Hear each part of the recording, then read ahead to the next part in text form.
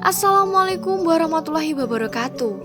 Tepangaken nami kula Nada Citra Amarwangi, salah satunggaling siswa SMA Negeri Setunggal Pulung Ponorogo ingkang lenggah wonten ing kelas 11 IPA 3. Griya kula wonten ing tlatah wetan Kutha Ponorogo inggih menika Dusun Ploso, Desa Ngadirejo, Kecamatan Soko, Ponorogo.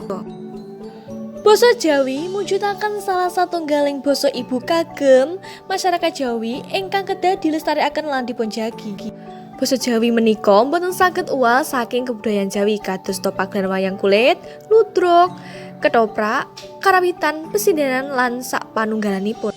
Wujud panyengkuyung kula minangka pelajar Jawa Timur anggen kula ngleluri basa Jawi inggih menika pasinaon bab pewayangan kaliyan pedalangan. Amargi wonten ing seni pedalangan ugi diajari ngenani basa Kawi lan basa Rinengga. Suram-suram Dewangkara kengkeng lir manguswa kang layon. Lan boten supe pasinaon pacelaton ringgit purwa ingkang tasih wonten kaitanipun kalih unggah-ungguhing basa Jawi. Saklintunipun kula ugi pasinaon bab pesindenan. Monggo midhangetaken lan dipunpesani anggen kula nembang mocopat Asmarandana laras pelok padet barang. Srana metri basa Jawi sanyata bisa rumaksa maujud kang kapri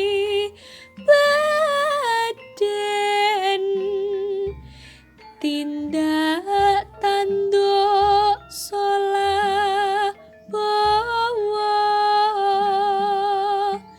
ngabekti mreng prawreda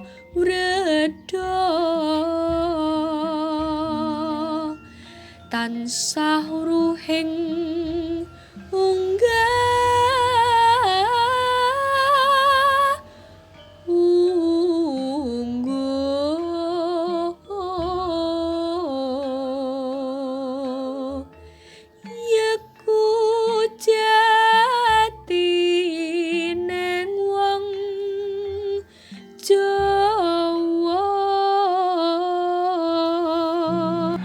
mula saka iku wong Jawa aja nganti ilang jawane. Cekap semanten atur kula, atur kupat janur klopo, menawi wonten atur lepat nyuwun pangapura. Wassalamualaikum warahmatullahi wabarakatuh.